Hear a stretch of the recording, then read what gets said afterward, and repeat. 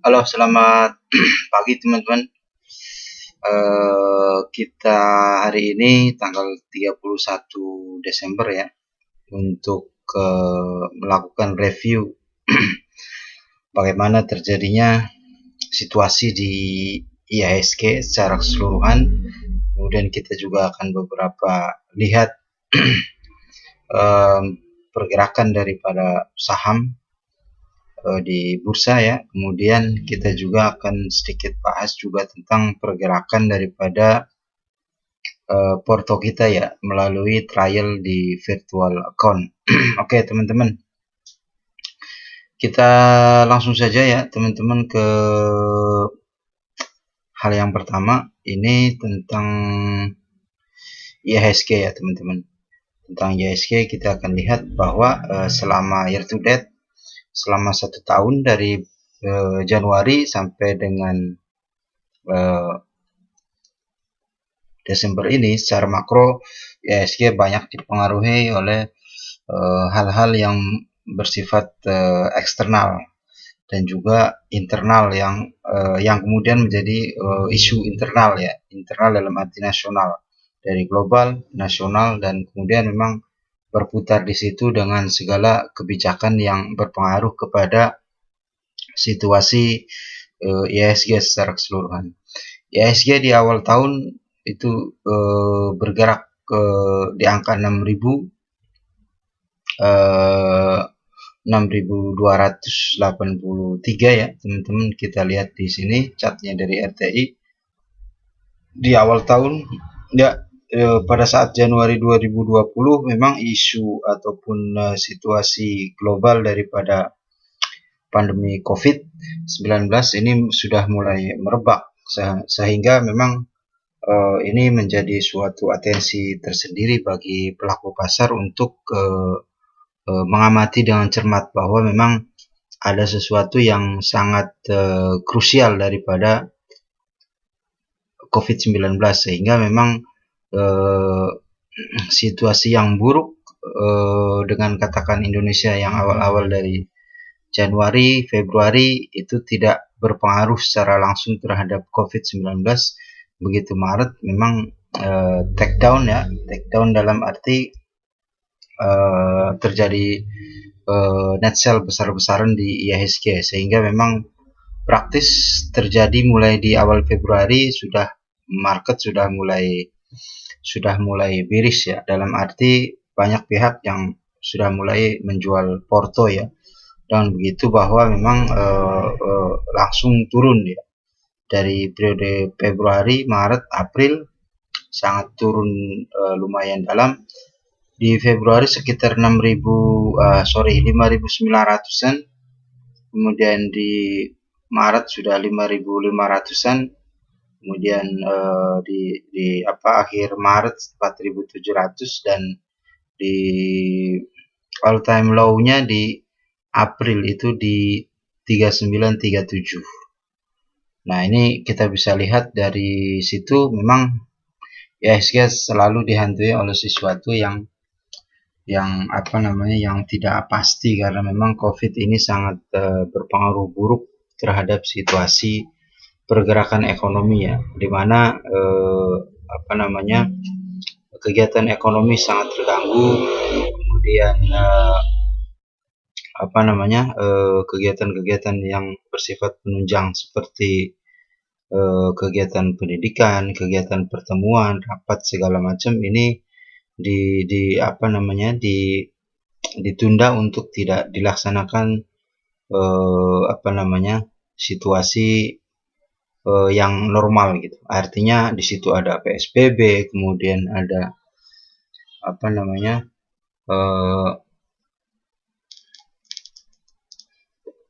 pembatasan sosial dan sebagainya, sehingga memang tertekan di April ya teman-teman. Kemudian memang di Mei sudah mulai rebound kembali di 4.700-an, dari IHSG naik sekitar 800 poin ya, sekitar di April ke Mei 600 sampai 800 poin itu di puncaknya. Kemudian diikuti oleh memang kebijakan daripada BI untuk mendorong bagaimana apa namanya, bagaimana perekonomian nasional secara kebijakan moneter memangkas suku bunga dari mulai 6,75 dipangkas 25 basis poin, kemudian berikutnya juga ada pemangkasan sampai bulan November kemarin ya, sehingga memang praktis kurvanya memang kita lihat di sini takedown di bawah all time low, kemudian dia rebound ke atas dan turun lagi sempat turun lagi di Oktober, kemudian rebound lagi sampai ke Desember. Jadi secara overall bahwa IHSG ini dari mulai awal tahun year to date Januari 2020 sampai dengan 30 Desember 2020 sebagai hari terakhir daripada bursa ini belum mencapai titik keseimbangan ya, titik keseimbangan ke 0% karena belum menyentuh level ke 6.283.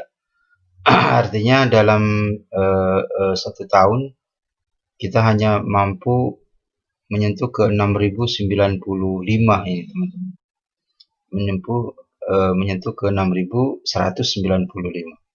Jadi belum menyentuh ke arah perbaikan, artinya masih minus secara year to date, yaitu minus 5,09% ya untuk IHSG secara keseluruhan, sehingga ini memang masih ada tekanan di akhir Desember. Kemudian kita berharap memang di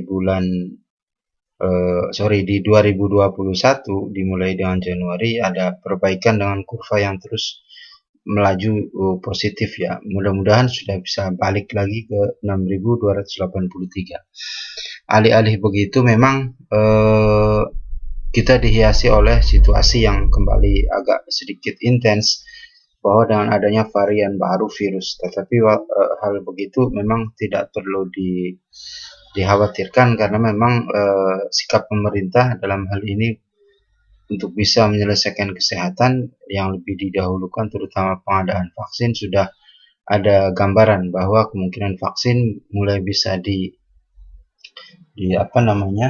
mulai bisa diberikan kepada masyarakat secara bertahap, sekiranya itu bisa dilakukan di kuartal 1 2021, sehingga harapan untuk bisa pulih dari situasi COVID ini kembali muncul di tahun 2021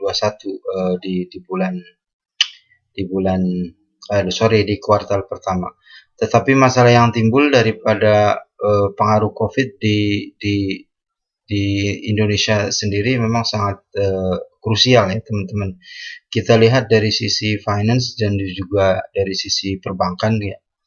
Dari sisi perbankan dengan kondisi bahwa terjadi PHK, penutupan pabrik, sehingga ekonomi produksi stuck, sehingga terjadi banyak PHK, kemudian produksi dan juga sales daripada daripada sektor formal ini tertekan. Itu menyebabkan kredit yang sangat buruk sekali ya, baik dari sisi distribusi ataupun dari sisi penyaluran, dari sisi demand-nya. Untuk penyaluran kredit selama 2020 praktis bermain di bawah 5% ya. Mungkin awal tahun 2020 masih di atas angka 11-12%, tapi terus turun hingga di bawah 5%, yaitu sekitar di 3%-an ya untuk semua perbankan dalam penyaluran kredit. Kemudian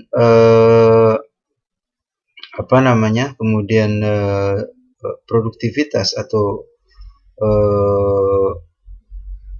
produksi daripada kualitas kredit itu sendiri sangat buruk ya teman-teman. NPL non performing loans daripada perbankan itu rata-rata di kisaran 2-3% ya NPL, 3,11 kalau nggak salah di kuartal ketiga, sehingga ini sangat buruk sekali.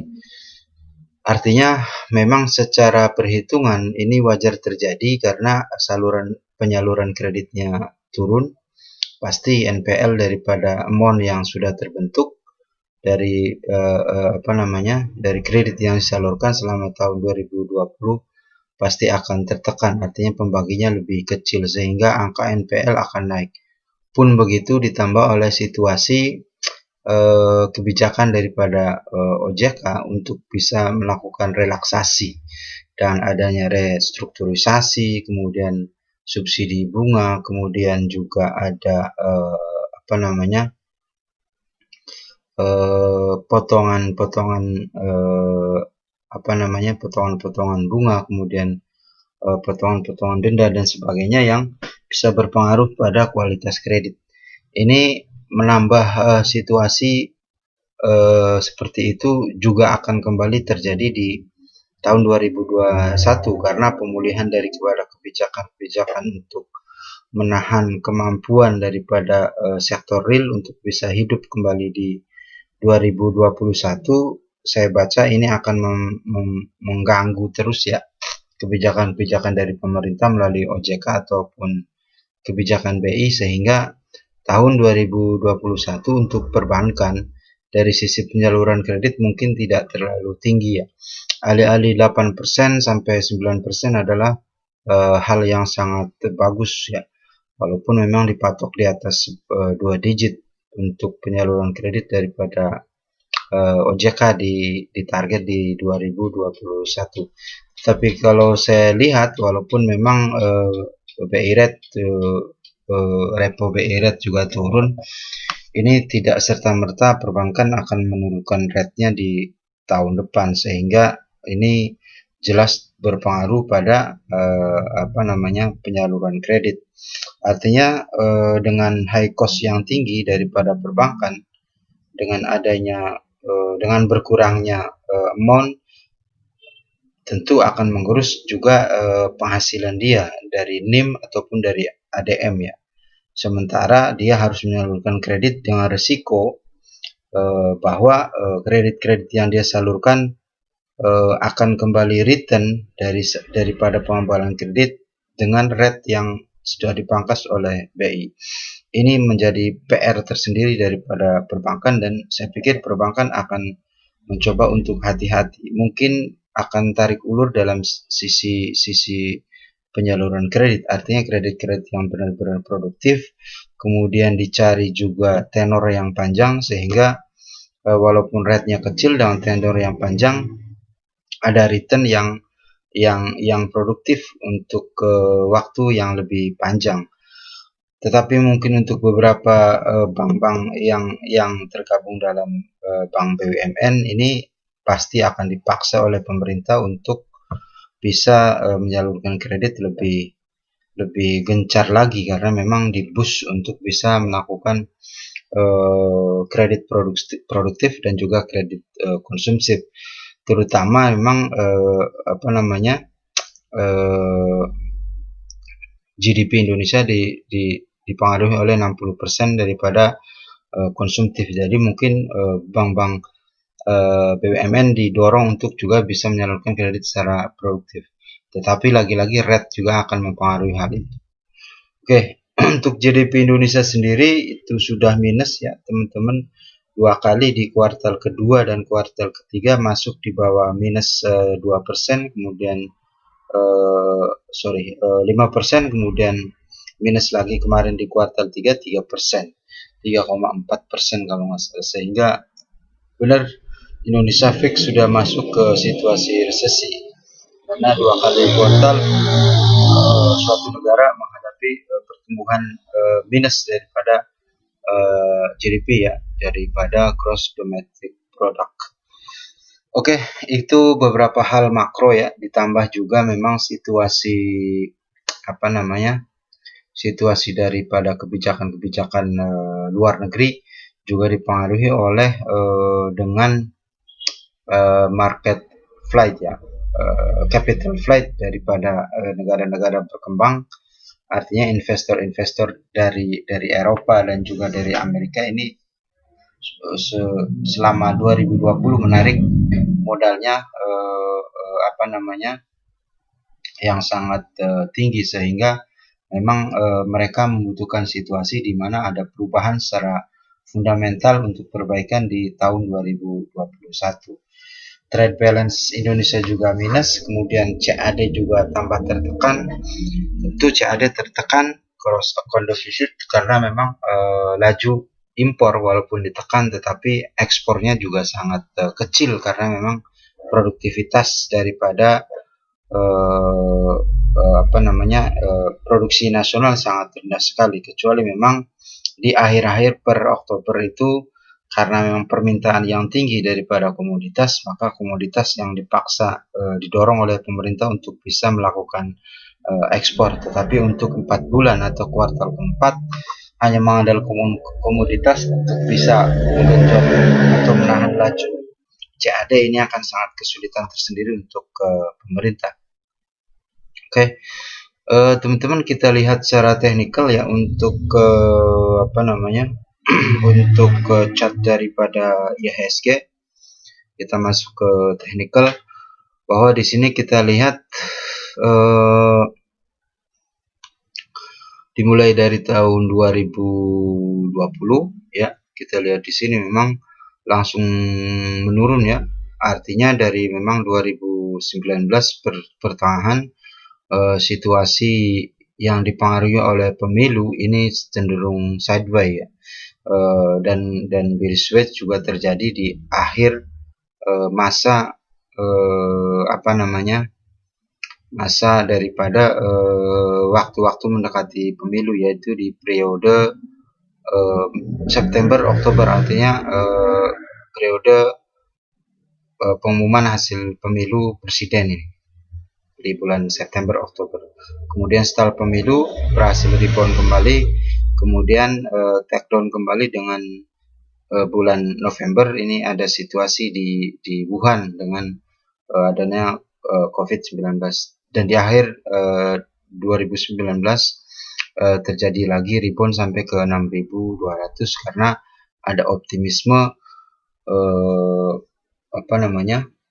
di akhir tahun 2019 untuk proyeksi daripada pemerintahan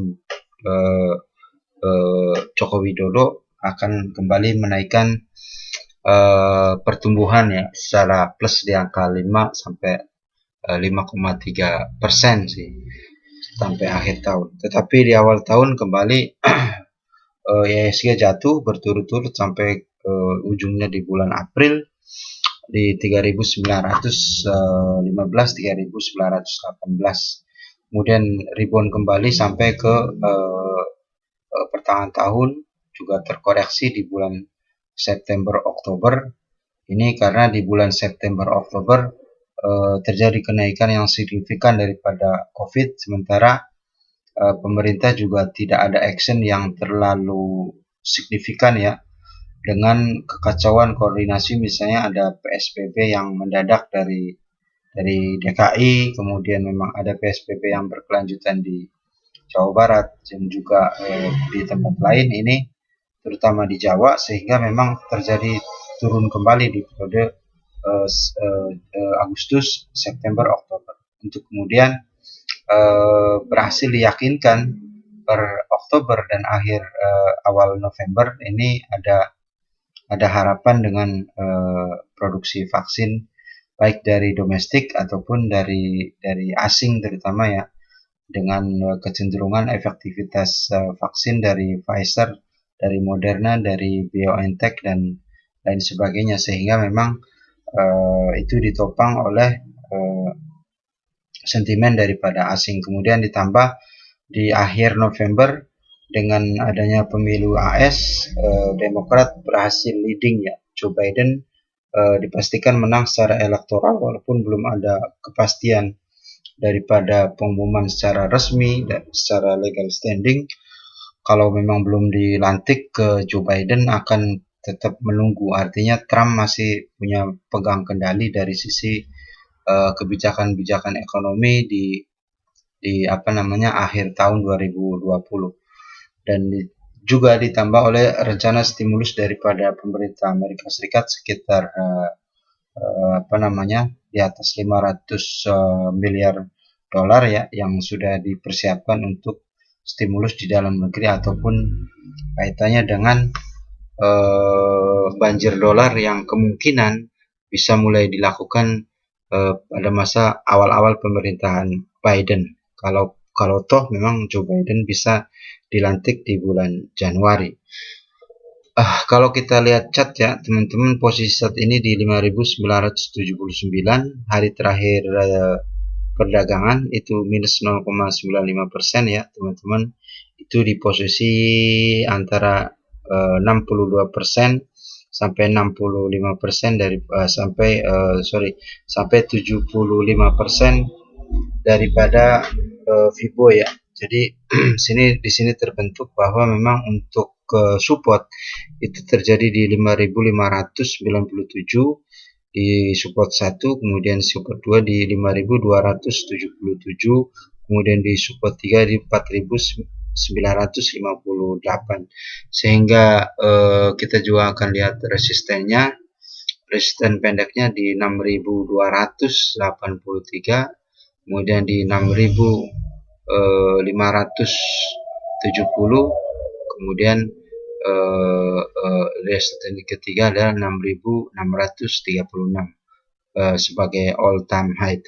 Saya tidak bisa memahami bahwa memang di tahun 2021 IHSG akan berlari di angka 7.000, tetapi itu adalah analisa ya silakan saja. Tetapi saya melihat mungkin di awal tahun kembali IHSG akan terkoreksi lumayan ya, mungkin bermain kembali di angka 5.500 sampai dengan 5.700 ini, sepertinya seperti itu. Itu untuk menguji memang level ketahanan daripada fundamental kebijakan-kebijakan makro ataupun kebijakan mikro daripada government ya, daripada pemerintah. Sehingga kalau dalam awal tahun proyeksinya katakan sampai Februari membaik, maka IHSG kembali rebound mungkin di angka 6.200 sampai 6.400. Artinya ada pullback setelah bearish daripada IHSG. Itu ya teman-teman, secara overall IHSG kita pandang memang secara jangka panjang masih ada harapan pola ini hanya sebagai koreksi untuk kemudian rebound di angka 6.400 sampai 6.600, setidaknya di kuartal 1 sampai kuartal 2 untuk kita tunggu bisa di 6.600 untuk ke IHSG. Oke ya teman-teman, untuk selanjutnya kita akan bahas juga tentang apa saja sih saham yang ditransaksikan oleh dalam hal ini oleh asing ya. Kita lihat di sini untuk net buy dari Januari sampai Desember itu posisi pertama adalah MDKA ya teman-teman. MDKA berhasil net buy sebesar 2,2 triliun ya.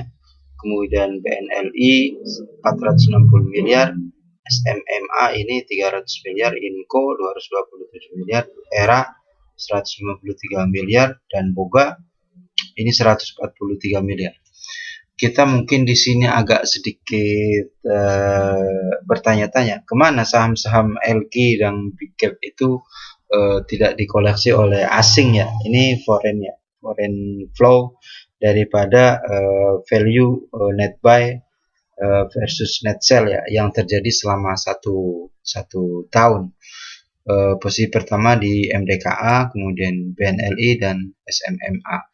Ini yang mungkin ada beberapa teman-teman yang agak kaget juga, tidak ada saham-saham yang bermain di big cap ya, di IHSG ternyata terlempar dari situasi net buy daripada asing ya. Artinya asing tidak mengoleksi selama setahun ini saham-saham seperti BCA, Telkom, BBRI, kemudian BNI, dalam arti bukan tidak mengoleksi, tapi dengan tidak fokus untuk membeli lebih banyak ke saham-saham tersebut. Kita lihat net sell-nya teman-teman, kita lihat coba untuk net sell benar. Ternyata memang saham-saham big cap terutama BUMN seperti Telkom, BBNI, BBRI kemudian BMRI, Pegas, kemudian saham-saham big cap lainnya seperti Tower, seperti BCA, kemudian Unilever, Gudang Garam. Ini terjadi net sell ya teman-teman. Contoh kita lihat Telkom ini 9,9 triliun net sell, kemudian BBNI 6,8 triliun, BBRI 3,5 triliun, kemudian Tower 2,8 triliun, BMRI 2,2 triliun, kemudian Pegas 2,2 triliun juga, kemudian HMSP 2,0 triliun ya, dan BCA 1,6 triliun, kemudian ICBP 1,9 triliun. Jadi jelas bahwa memang tidak muncul di net buy karena memang dari awal tahun tekanan net sell-nya terutama dari asing sangat tinggi sehingga memang tertekan sampai di bulan Oktober ya untuk ke IHSG terutama saham-saham big cap dengan asing melepas saham-saham tersebut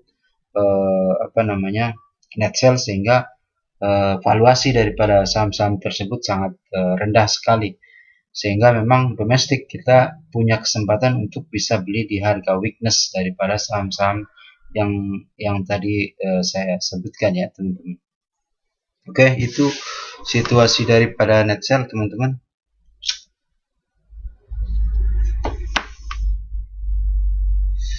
Situasi daripada net sell dan net buy daripada asing yang terjadi selama 1 tahun di IHSG tahun 2020.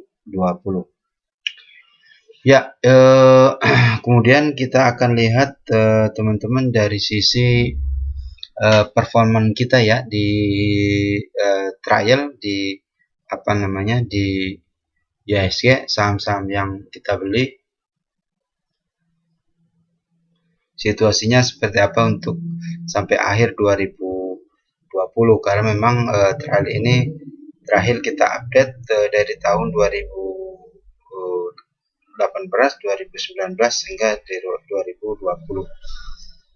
Secara overall masih di teritori positif ya, secara overall cuman by stock kita ada beberapa saham yang terkoreksi sangat dalam sehingga memang perlu kecermatan dalam sisi strategi ke depannya terutama di tahun depan 2021. Kita akan lihat teman-teman untuk virtual count ini ya secara overall kita masih kita masih plus 19,67% ya teman-teman, dimana kita beli 297, market value-nya 355 juta ya. Kemudian untuk gain capital tertinggi itu masih dipegang ACST karena gain yang lainnya atau saham lainnya udah kita lepas sampai saat ini. ACST belum kita lepas dengan konsekuensi profit di 73,9% teman-teman. Kemudian karena ini ada perubahan komposisi di bulan pertengahan akhir November dan juga awal daripada Januari, Pepro 6,8%, kemudian SMBR kita juga tadinya plus sekarang minus di minus 2,56%, kemudian Himas minus 2,8%, BBKP ini 0%, kemudian PNBS minus 13,54% dan PEX ya minus 37,58%. Oke, kita akan sedikit jelaskan ya, ada beberapa saham baru yang belum kita jelaskan. Ini BEX. Kita melihat bahwa BEX ini saham PT Bank Pembangunan Daerah BPD Banten sudah melakukan perubahan dari sisi permodalan ya, dengan kucuran dana dari Pemprov Banten sekitar lebih daripada 1,1 triliun ya.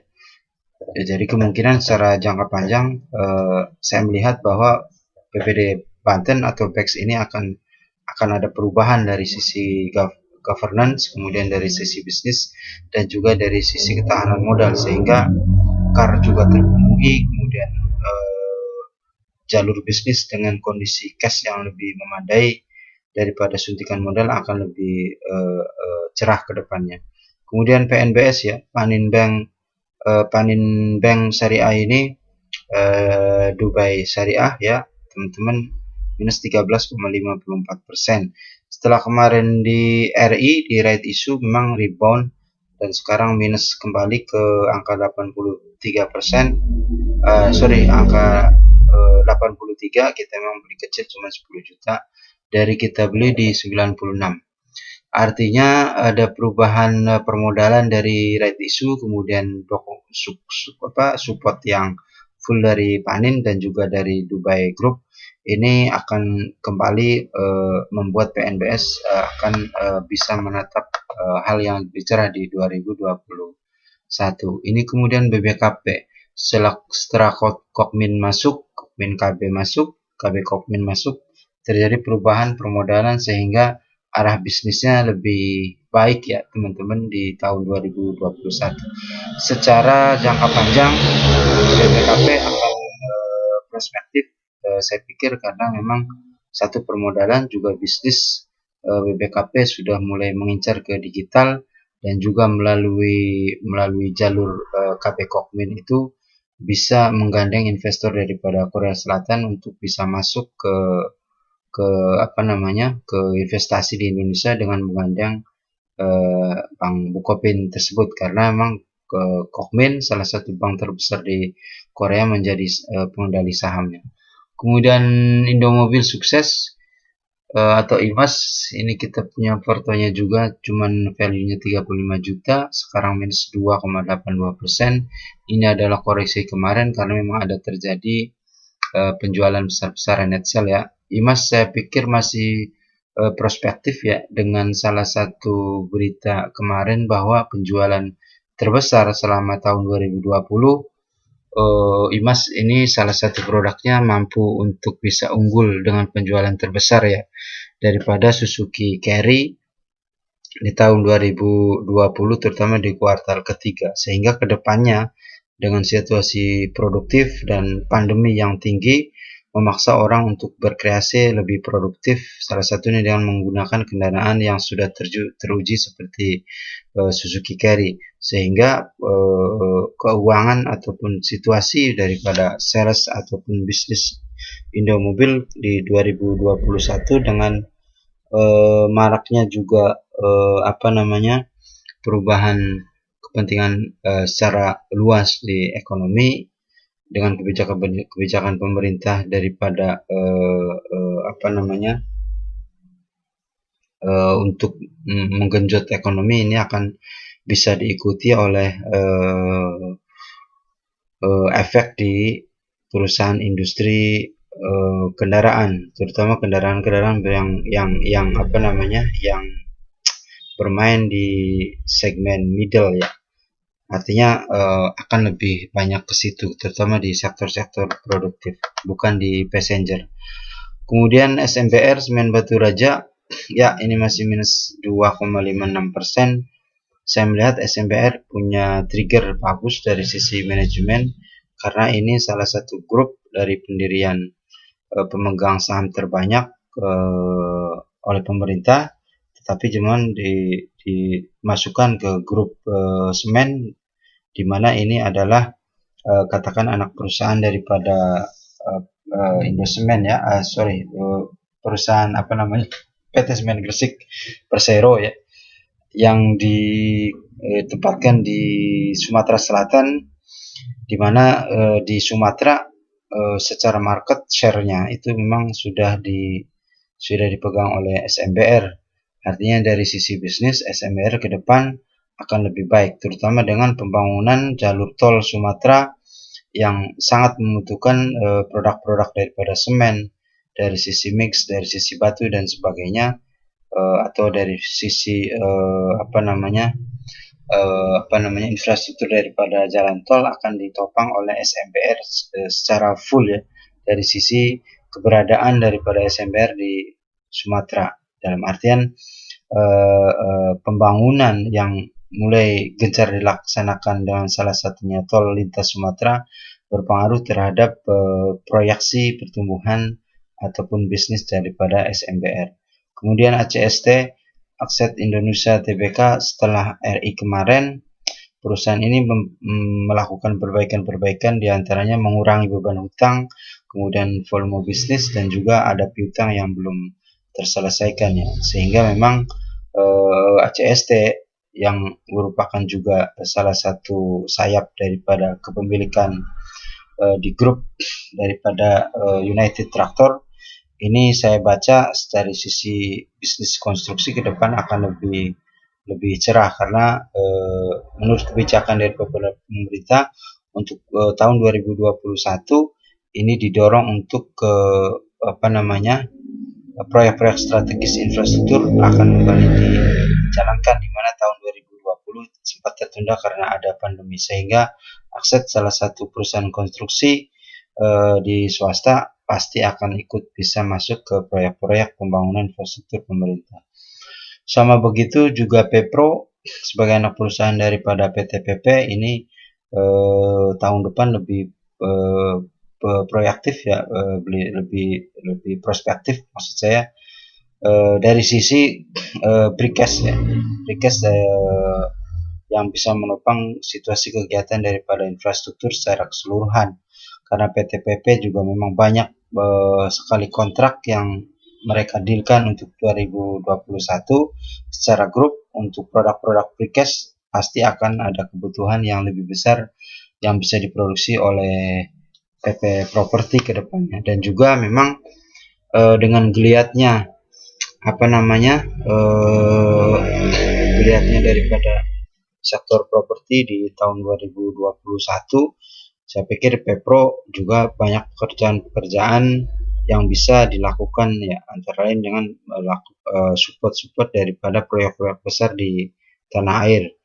Artinya dari sisi properti akan sangat bagus untuk efek daripada proyek-proyek tersebut. Sehingga overall teman-teman, kita bisa lihat di sini 19,67 secara overall, tetapi dari sisi permodalan, di mana kita proyeksikan untuk target 2 miliar masih belum tercapai, tetapi dengan initial balance 100 juta, kemudian cash saat ini 30 juta, market value 355, kemudian profit loss ini kita profit 285 juta atau 285% selama beberapa saat sampai dengan 30 Desember. Oke teman-teman, itu ya beberapa hal yang bisa kita review untuk kali ini. Kita akan jumpa lagi di hal-hal yang berkaitan dengan analisa ataupun pembahasan daripada sisi emiten ataupun sisi makro ataupun sisi market pada video-video berikutnya. Terima kasih sudah menonton. Mohon maaf teman-teman apabila ada kesalahan hal yang tidak diinginkan. Jika ada pertanyaan dan sebagainya, silakan untuk bisa kontak ke alamat ini untuk bisa berdiskusi dan sebagainya. Mohon maaf jika slow respon. Oke teman-teman, terima kasih. Selamat pagi, kita jumpa di tahun 2021. Semoga bisnis kita dari bisnis perdagangan saham dan juga dari bisnis secara overall ada perbaikan dari sisi kebijakan, kemudian juga ada sisi pergerakan daripada inflow asing untuk bisa mendongkrak IHSG secara keseluruhan. Oke, terima kasih, selamat pagi, selamat berlibur akhir tahun, sampai jumpa.